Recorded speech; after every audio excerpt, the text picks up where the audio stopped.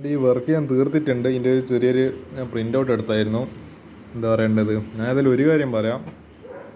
പരമാവധി എന്ന് പറയേണ്ടത് നമ്മളെ +1 ആയിക്കോട്ടെ +2 ആയിക്കോട്ടെ എല്ലാ കുട്ടികൾക്കും മാക്സിമം പബ്ലിക് എക്സാമിന് പരമാവധി മാർക്കിലേക്ക് എത്തുക എന്നുള്ളതെന്ന് പറയേണ്ടത് അവർ എത്തിച്ചേർക്കുക എന്നുള്ള ഒരൊറ്റ ലക്ഷ്യം മാത്രമേ എനിക്കുള്ളൂ. എന്താ പറയുക, അതിന് വേണ്ടിയിട്ട് ഏത് പാതാളം വരെ പോയതിനും ഞാൻ തയ്യാറാണ്. അപ്പോൾ അതിൻ്റെ ഭാഗമായിട്ട് ഇത് ഉണ്ടാക്കിയിട്ടുള്ളത്. ഇതിലെന്താ ഇപ്പോൾ NCERT സീരീസ് ചാലഞ്ച് ഇതിപ്പോൾ ഞാൻ കൊടുത്തിട്ടുണ്ടെന്ന് പറയേണ്ടത് ഓരോ പാഠവും പിന്നെ അതിലെ എക്സസൈസ് ക്വസ്റ്റ്യൻസ് ഇത് 40, 18 ഇങ്ങനെല്ലാം കാണുന്നുണ്ട്. അത് എത്ര ദിവസം, ഇപ്പോൾ ഒരു ആവറേജ് ഞാനൊരു വെറുതെ ഒരു ആവറേജ് പറയാം. ഈ പറയുന്ന ഒരു 40 ചോദ്യം ഒരു 10 ക്വസ്റ്റ്യൻ ആവറേജ് വെച്ചിട്ടാണ് ഒരു 4 ദിവസം, 18-ന് 2 ദിവസം, 30-ന് 3 ദിവസം. അങ്ങനെ നിങ്ങൾക്ക് ഇതെന്ത് ചെയ്യുക, ഇത് പ്രിൻ്റ് ഔട്ട് എടുക്കുന്നതാണെങ്കിൽ ഇവിടെ ഒരു സ്റ്റാറ്റസ് പറഞ്ഞിട്ടുണ്ടോ. അപ്പോൾ ഇത് തീർത്ത് കഴിഞ്ഞാൽ നേരെ എന്ത് ചെയ്യുക, റെഡ് മഷിയോ നീല മഷിയോ എന്തെങ്കിലും കൊണ്ട് എന്ത് ചെയ്യുക, ടിക്ക് ഇടുക. അതൊരു സൈക്കോളജിക്കൽ അഡ്വാൻറ്റേജ് ആണ്. നമുക്ക് ബ്രെയിൻ ഇങ്ങനെ ടിക്ക് ഇടുന്ന കാണുമ്പോൾ ഭയങ്കര എന്ന് പറയേണ്ടത് എന്തോ അതൊരു ഭയങ്കര ഒരു ഫീലിംഗ് അത്. അതേപോലെ ഞാൻ ഫിസിക്സിൻ്റെതും ഇങ്ങനെ ക്വസ്റ്റ്യൻസ് കൊടുത്തിട്ടുണ്ട്, മാത്സിൻ്റെതും ഇതേപോലെ ക്വസ്റ്റ്യൻസ് കൊടുത്തിട്ടുണ്ട്. ഇതെന്താണെന്നുള്ളത് ഞാൻ പറഞ്ഞുതരാം. NCERT questions completion progression list date vice. അതായത് ഇതിപ്പം കണ്ടല്ലേ നിങ്ങൾ, ഇപ്പോൾ ഇലക്ട്രിക് ചാർജസ് 2 days, ഇപ്പോൾ ഇലക്ട്രോസ്റ്റാറ്റിക് പൊട്ടൻഷ്യലും കപ്പാസിറ്റൻസ് 1 day, ഇതിപ്പോൾ റിലേഷൻസ് ആൻഡ് ഫങ്ഷൻസ് 4 days. മാത്സിൽ അത്യാവശ്യം കുറേ എന്ന് പറയും. ഇതെന്തായാലും ഇൻ്റഗ്രൽസിന് 15 ദിവസമാണ്. കാരണം 150 ഓൾമോസ്റ്റ് 150 ചോദ്യമുണ്ട്. അത്യാവശ്യം ഇതെല്ലാം കൂടുതലാണ്. അപ്പോൾ അതിനാണെങ്കിൽ ദിവസം കൂടുതൽ വേണ്ടി വരും. അപ്പോൾ ഞാനെന്താ ചെയ്തത്, 20-ാം തീയതി നമ്മളെ മറ്റന്നാൾ മുതൽ തുടങ്ങുന്നത് 20 ഫ്രൈഡേ. അപ്പോൾ ഓരോ ഡേറ്റിനാണ് കയറ്റ് ഓരോ പാഠം. ഇപ്പോൾ ഇതിപ്പോൾ ഇലക്ട്രോ കെമിസ്ട്രിക്ക് 2 ദിവസമാണ് വേണ്ടത്. അപ്പോൾ ഈ ഫയർ ഇമോജി കാണിക്കുന്നത് അത് എന്ന് പറയേണ്ടത് ഇതോടുകൂടി ആ പാഠം കഴിഞ്ഞ്. അത് ഇവിടെ ഒരു ഫയർ ഇമോജി ഉണ്ട്, ഇതിൻ്റെ അർത്ഥം ഇതിന് 1 ദിവസമേ വേണ്ടൂ. ഇവിടെ ഒരു ഫയർ ഇമോജി ഉണ്ട്, ഇതിൻ്റെ അർത്ഥം 1 ദിവസമേ വേണ്ടൂ. അപ്പോൾ അങ്ങനെ എന്തുണ്ട്, ഇത് ഈ എന്താ പറയുക മാസം കഴിഞ്ഞ് ഇതാ നമ്മളെ ജനുവരി ന്യൂ ഇയർ എത്തി. ഇങ്ങനെ പോയി എല്ലാ പാഠങ്ങളും ഫുള്ള് കംപ്ലീറ്റ് ചെയ്ത് കവർ ചെയ്ത് അവസാനം എടുത്തുമ്പോഴെത്തി. ഇതെല്ലാം കഴിഞ്ഞ് ഇത് അവിടെ കെമിസ്ട്രി എൻസ് പിന്നെ എഡിയോ ഉണ്ടല്ലോ. ഇതിപ്പോൾ നമ്മളെ 24 ജനുവരി 24 കെമിസ്ട്രി മൊത്തം കഴിയും. അതേപോലെ നമ്മളെ 10-ാം തീയതി ജനുവരി ആകുമ്പോഴത്തേക്ക് ഫിസിക്സ് മൊത്തം തീരും. പിന്നെ മാത്സ് എന്തായാലും പെട്ടെന്ന് തീരുമെന്നില്ല. മാത്സ് 25 ഫെബ്രുവരി വരെ എടുക്കും, കാരണം അത്രയും ഉണ്ട്. അപ്പോൾ എന്ത് ചെയ്യുക, ഇത് നിങ്ങൾ നോക്കി വെക്കുക എന്നുള്ളതാണ്. അപ്പോൾ ഈ ചാലഞ്ച് എന്തായാലും എന്താ പറയുക പരമാവധി എല്ലാ ആൾക്കാരും എല്ലാ കുട്ടികളും ഇത് ഏറ്റെടുക്കണമെന്ന് ഞാൻ അഭ്യർത്ഥിക്കുകയാണ്. ഇവിടെ അതേപോലെ ഞാൻ പറയാൻ വിട്ടൊരു കാര്യം ഞാൻ ഇങ്ങനെ പറയണമെന്ന് വിചാരിച്ചതാണ്. അതായത് ഇവിടെ നിങ്ങൾ സാറ്റർഡേ സൺഡേ കാണുന്നുണ്ടാവും. സാറ്റർഡേ സൺഡേ എന്ന് പറയുന്നത് biology NCERT text book reading plus biology NCERT questions plus maths integrals. CS-കാർക്ക് ചിലപ്പോൾ ഇത് ചെയ്യേണ്ടി വരും. അല്ലെങ്കിൽ CS-കാർക്ക് ഈ ദിവസം വേറെ എന്താ വെച്ചാൽ ചെയ്യുക എന്ന് പറയാം, വേറെ എന്തെങ്കിലും പെൻഡിങ്ങിനും വരുന്നുണ്ടെങ്കിൽ കംപ്ലീറ്റ് ചെയ്യുക.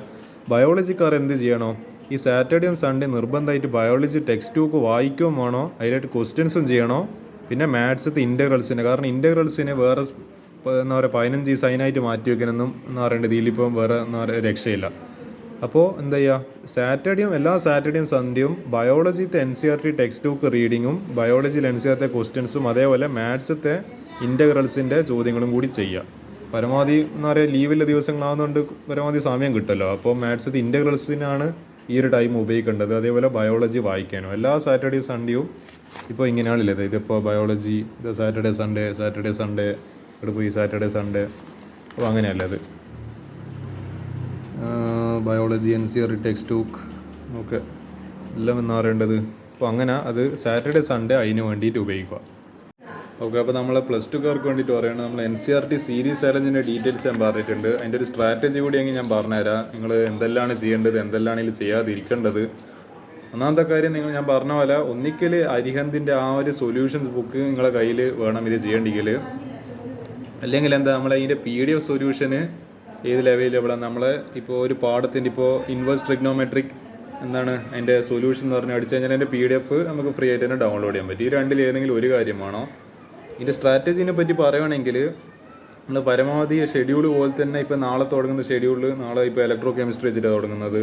ഞാൻ പരമാവധി എന്താ പറയുക ഈ പെട്ടെന്ന് തീരുന്ന ചാപ്റ്റേഴ്സിൽ ഞാൻ എന്താ പറയുക ആദ്യം കൊടുത്തിട്ടായില്ലത്. ലാസ്റ്റ് എന്താ പറയുക ലാസ്റ്റിലോട്ടേക്കാണ് ഈ കൂടുതൽ ദിവസങ്ങളുണ്ട് ചാപ്റ്റർ അവസാനത്തേക്ക് കൊടുത്തിട്ടായില്ലത്. കാരണം നമുക്കൊരു പാഠം കംപ്ലീറ്റ് ചെയ്യുമ്പോൾ കിട്ടുന്ന ഒരു മെൻ്റൽ അഡ്വാൻറ്റേജ് ഉണ്ട്. അതിന് വേണ്ടിയിട്ട് ഞാൻ പരമാവധി ഈ പറയുന്ന ഇപ്പോൾ 2 ദിവസം വേണ്ടിയാലും 1 ദിവസം വേണ്ടിയല്ല ഞാൻ ആദ്യം കൊടുത്തിട്ടുണ്ടാവും. പെട്ടെന്ന് തീരുന്ന ഇങ്ങനെ ടിക്ക് ഇട്ട് പോട്ടെ. അതെല്ലാം അങ്ങനെ തന്നെ കംപ്ലീറ്റ് ചെയ്യുക. ഇതിപ്പോൾ കെമിസ്ട്രിയും ഫിസിക്സും അങ്ങനെ പോട്ടെ, അതിന് കാര്യമായ പ്രശ്നമൊന്നുമില്ല. നമ്മൾ മാത്സിലേക്ക് വരുമ്പോൾ നിങ്ങൾ ചെയ്യേണ്ട ഒരു കാര്യം എന്ന് വെച്ചാൽ മാത്സ് ആയിക്കോട്ടെ കെമിസ്ട്രി ആയിക്കോട്ടെ ഫിസിക്സ് ആയിക്കോട്ടെ മൂന്നിനെ പറ്റി കോമൺ ആയിട്ട് പറയാനുള്ളത്, അതായത് ഇപ്പോൾ നിങ്ങൾ ക്വസ്റ്റ്യൻസ് ഇപ്പോൾ ഇൻ്റഗ്രൽസ് നിങ്ങൾ അധികം സ്ട്രെസ് ചെയ്യാൻ പാടില്ല. നിങ്ങൾക്ക് പരമാവധി എത്ര ഇൻ്റഗ്രൽസ് ഞാൻ പറയുകയാണെങ്കിൽ നിങ്ങൾക്ക് എത്രത്തോളം ക്വസ്റ്റ്യൻസ് ചെയ്യാൻ പറ്റുമോ അത്രയും നല്ലത്. മൊത്തം തീർക്കാൻ നിന്ന് കഴിഞ്ഞാൽ എനിക്കറിയില്ല അത് നിങ്ങൾ ടൈം മാനേജ് ചെയ്യാൻ പറ്റുന്നില്ല. കാരണം 150 ചോദ്യമുണ്ട്, അതും 2 മാസങ്ങളെ മുമ്പിലല്ലോ.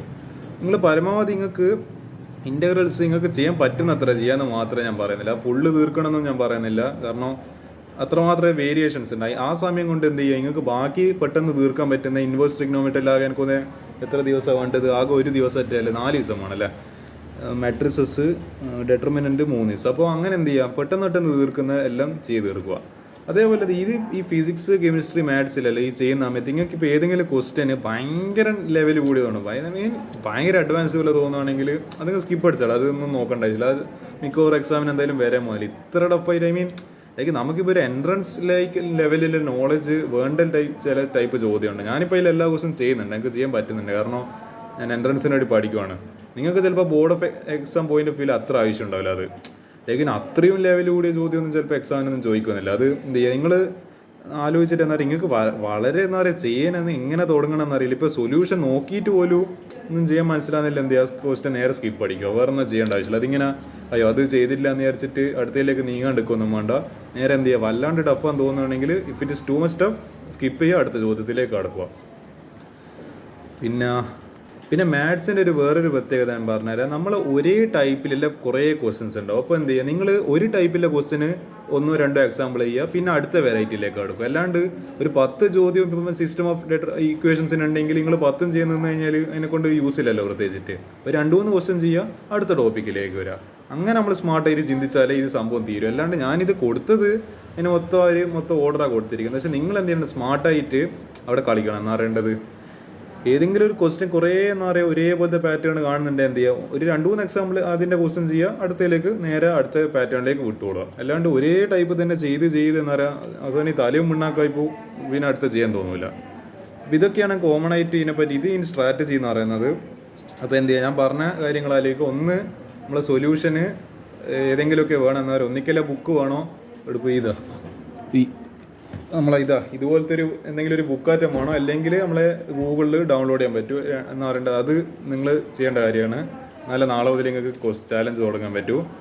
രണ്ടാമത്തെ കാര്യം, നമ്മളെല്ലാ ക്വസ്റ്റ്യനും ചെയ്യണമെന്നില്ല. ഏതെങ്കിലും എന്ന് പറയേണ്ടത് ഇൻ്റഗ്രൽസിൽ നിങ്ങൾക്ക് പരമാവധി എത്ര ചോദ്യം ചെയ്യാൻ പറ്റുന്നോ അത്ര ചെയ്താൽ മതി എന്ന് മാത്രമേ ഞാൻ പറയുന്നുള്ളൂ.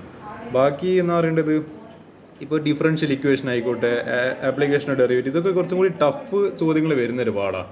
അപ്പോൾ നിങ്ങൾക്ക് അതിൽ സെലക്റ്റീവായിട്ട് കുറച്ച് ചോദ്യങ്ങളെല്ലാം നിങ്ങൾക്ക് സ്കിപ്പ് ചെയ്യണം തോന്നുകയാണെങ്കിൽ മൂന്നാമത്തെ കാര്യം, ഏതെങ്കിലും ക്വസ്റ്റ്യൻസ് ഭയങ്കര എന്താ പറയുക ലെവൽ കൂടിയിട്ട് എന്താ പറയുക അമ്മാനം അടിക്കുന്ന ചോദ്യങ്ങളല്ലാണെങ്കിൽ തൽക്കാലത്തേക്ക് സ്കിപ്പ് ചെയ്യുക. ഞാൻ പരമാവധി എന്താ പറയുക അങ്ങനത്തെ top level questions, Challenger questions എല്ലാം ഞാനും ഏതായാലും ഒരു വീഡിയോ സൊല്യൂഷൻ ഇടുന്നുണ്ട്.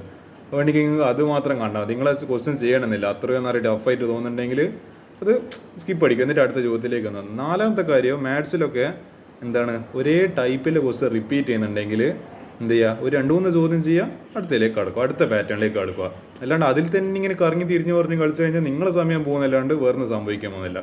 ഞാൻ ഈ ടെക്സ്റ്റ് ബുക്ക് മൊത്തം അനലൈസ് ചെയ്തിട്ടാണ് നിങ്ങൾക്ക് ഈ കാര്യങ്ങളെല്ലാം പറഞ്ഞായിരുന്നു. നിങ്ങൾ എങ്ങനെ അതിലേക്ക് അപ്രോച്ച് ചെയ്യണം. നമ്മൾ ഒരു ചാലഞ്ച് തുടങ്ങുമ്പോൾ ഒരു വ്യക്തമായ ഒരു അപ്രോച്ച് വേണം. എങ്ങനെ തുടങ്ങണം, എവിടുന്ന് തുടങ്ങണം, എന്തെല്ലാം ചെയ്യണം, എന്തെല്ലാം ചെയ്യാതിരിക്കണം, ഡൂസ് ആൻഡ് ഡോൺസ് എല്ലാം ഉണ്ട്. അപ്പോൾ എന്താ ഈ സ്ട്രാറ്റജിയിൽ നിങ്ങൾ നീങ്ങിക്കഴിഞ്ഞാൽ എനിക്ക് തോന്നുന്നത് ഇതിലിപ്പോൾ ഇത്ര പറഞ്ഞ ദിവസമൊന്നും വേണ്ട. ഇതിലും കുറഞ്ഞ ദിവസം കൊണ്ട് തന്നെ ഇപ്പോൾ 25/2/2025 അതിൽ മുൻപേ നിങ്ങൾക്ക് ഞാൻ ഈ പറഞ്ഞ സ്ട്രാറ്റജി ഫോളോ ചെയ്ത് കഴിഞ്ഞാൽ നിങ്ങൾക്ക് തീർക്കാൻ പറ്റും. അപ്പോൾ ഇതിൽ ഓൾ ദി ബെസ്റ്റ്. ഇത് എന്താണ് നമ്മളെ പരമാവധി എന്നാൽ ഇത് ആയിരിക്കും എന്നാൽ എനിക്ക് തോന്നുന്നത് നമ്മളെ ഒരാൾക്ക് ഫ്രീ ആയിട്ട് ഇപ്പോൾ കിട്ടാൻ പോകുന്നുണ്ട്. എനിക്ക് തോന്നുന്നത് S2Bയിലെ എനിക്ക് അറിയുന്ന ഒരു കുട്ടിയാണ്. ചങ്ങായിക്ക് ഇത് ഏതായാലും ഞാൻ എന്താ പറയുക കൊടുക്കുന്നതായിട്ട് പ്രഖ്യാപിച്ചിട്ടുണ്ട്. അപ്പോൾ എന്ത് ചെയ്യുക, ഇതാണ് നമ്മളെ ചാലഞ്ച് എന്ന് പറയുന്നത്. ഇതിൻ്റെ സ്ട്രാറ്റജി വീഡിയോ ഞാൻ പറഞ്ഞിട്ടുണ്ട്. ഇതെങ്ങനെ അപ്രോച്ച് ചെയ്യണം, എങ്ങനെ ക്വസ്റ്റ്യൻസ് എല്ലാം എഴുതുന്നതിൻ്റെ ആൻസർ കിട്ടും, അതിൽ തന്നെ എല്ലാ ക്വസ്റ്റ്യൻസിൻ്റെ ആൻസർ ചെയ്യണോ, ഭയങ്കര ടഫായിട്ടുള്ള ക്വസ്റ്റ്യൻസ് വന്നു കഴിഞ്ഞാൽ എന്ത് ചെയ്യണം, ഒരേ ടൈപ്പിലെ ക്വസ്റ്റ്യൻസ് വന്നു കഴിഞ്ഞാൽ എന്ത് ചെയ്യണം, എല്ലാ സ്ട്രാറ്റജി പറഞ്ഞിട്ടുണ്ട്. അപ്പോൾ ഓൾ ദി ബെസ്റ്റ്.